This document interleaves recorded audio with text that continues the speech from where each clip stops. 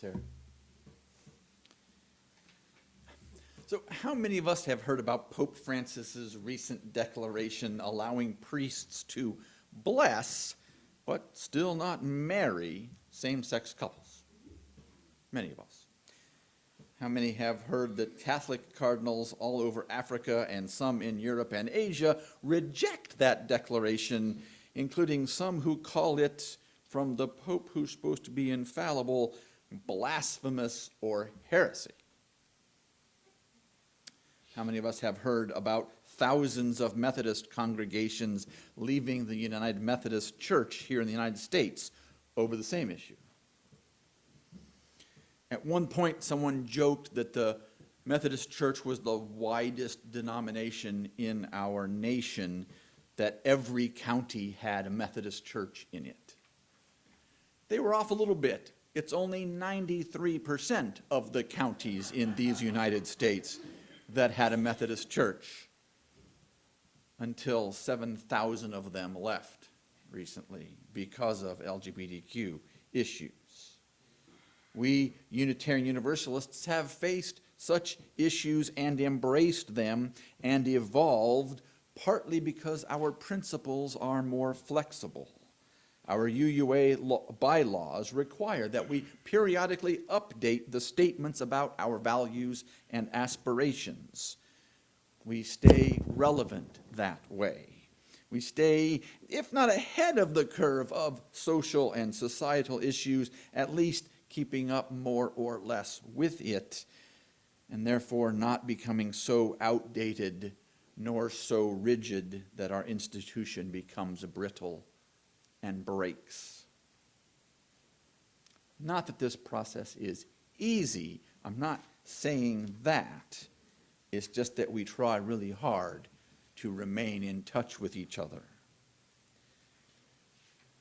During seminary and my internship, I did a memorial service for an aged member of a nearby congregation, and meeting with that person before he died, he talked about having joined a Unitarian church, not a Unitarian Universalist church, it was still a Unitarian church in the middle of the 20th century, when they were still celebrating the Unitarian Trinity of freedom, reason, and tolerance, as Earl Morse Wilbur talked about.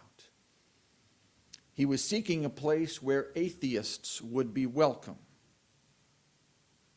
And I've talked with many other folks from that general age group since then. Many came to Unitarian Universalism seeking refuge from a culture that demonized them, and at least some joining in common cause to speak against compulsory school prayer.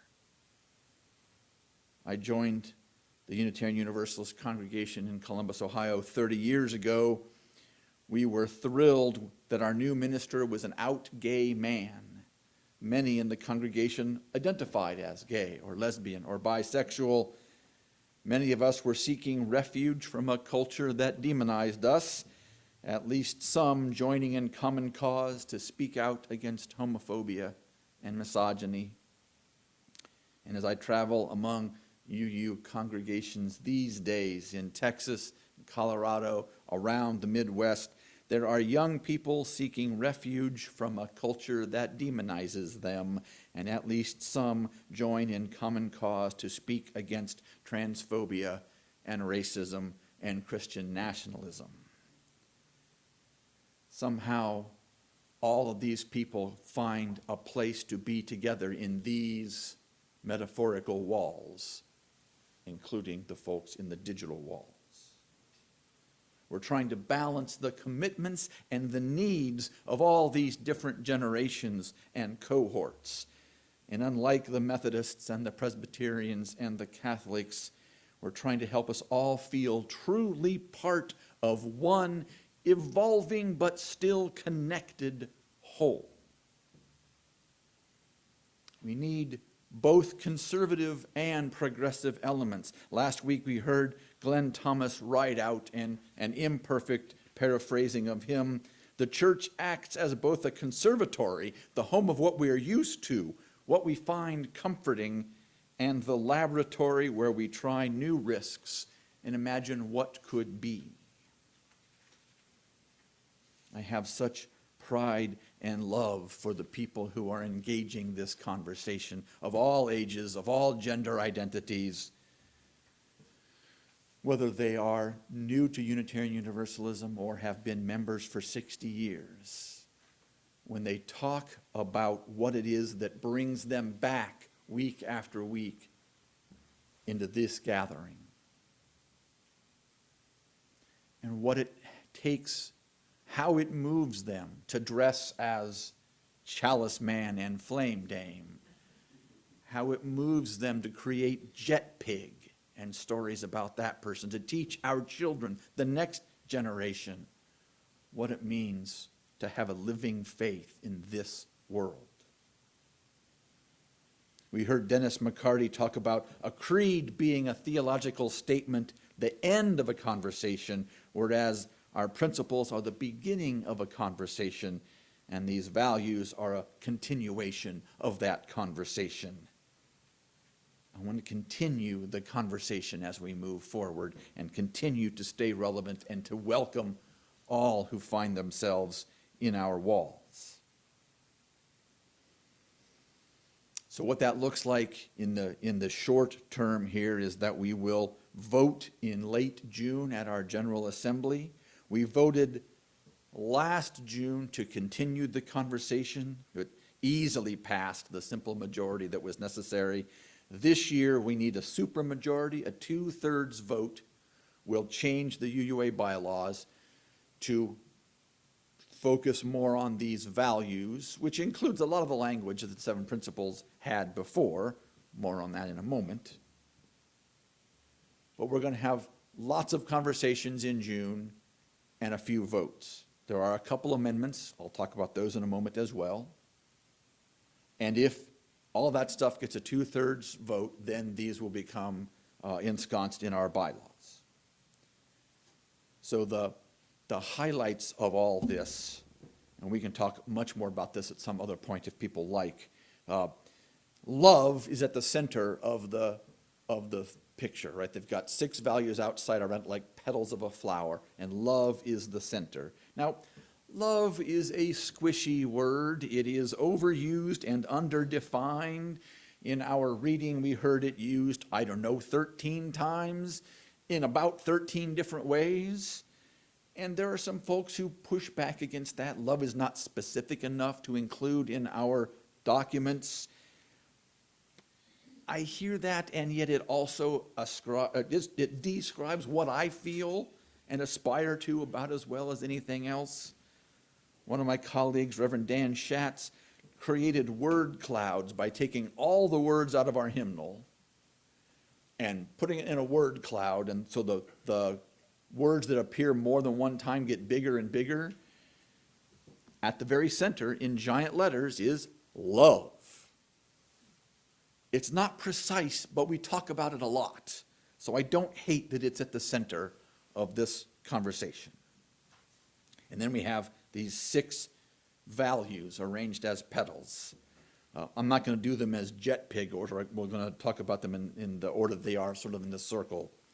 Equity, and each of these is, so it's a word, it's a short sentence, and then it's an action sentence. Equity. We declare that every person has the right to flourish with inherent dignity and worthiness. We covenant to use our time, wisdom, attention, and money to build and sustain fully accessible and inclusive communities. All right? Generosity. We cultivate a spirit of gratitude and hope. We covenant to freely and compassionately share our faith, presence, and resources. Our generosity connects us to one another in relationships of interdependence and mutuality. Interdependence, we honor the interdependent web of all existence. We covenant to cherish Earth and all beings by creating and nurturing relationships of care and respect. With humility and reverence, we acknowledge our place in the great web of life, and we work to repair harm and damaged relationships. justice. We work to be diverse, multicultural, beloved communities where all thrive. We covenant to dismantle racism and all forms of systemic oppression. We support the use of inclusive democratic processes to make decisions. Transformation. We adapt to the changing world. We covenant to collectively transform and grow spiritually and ethically. Openness to change is fundamental to our Unitarian and Universalist heritages, never complete, never perfect. Finally, pluralism. We celebrate that we are all sacred beings, diverse in culture, experience, and theology. We covenant to learn from one another in our free and responsible search for truth and meaning. We embrace our differences and commonalities with love, curiosity, and respect. We certainly can have conversations about all that stuff.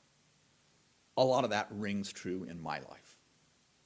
And we can have more conversations moving forward, of course. There are 4 amendments that will be considered to those particular things. There's one about adding peace, there's one about adding reason, and then there are 2 about worthiness. Peace, they just want to say peace. We dedicate ourselves to peaceful conflict resolution at all levels. Peace could be a good value. The other one is reason. We search for truth and meaning informed by reason, the results of science, motivated by wonder, curiosity, and compassion. I can see adding reason to that, perhaps. I don't want to add just reason because then it becomes jet prig, and I see a little librarian with a jetpack on her back. I'm sure there's a better acronym. We'll figure these things out. And then there's 2 conversations going on about the worthiness aspect. First of all, our 7 principles talk about the inherent worth and dignity of all people, and the argument to that is that worth feels like we're putting a dollar amount on human life. It sounds like slavery. So they've replaced worth with worthy or worthiness. And so one of the changes is just changing those around a little bit to instead of, currently it says we declare every person has the right to inherent dignity and worthiness. And they want to make that we declare every person is inherently worthy and has the right to flourish, blah, blah, blah. And the other one is adding some more at the end about every person has the right to flourish with inherent dignity and worthiness. We covenant to use our time, etc. Equity calls us to listen, understand, respect, and respond to one another.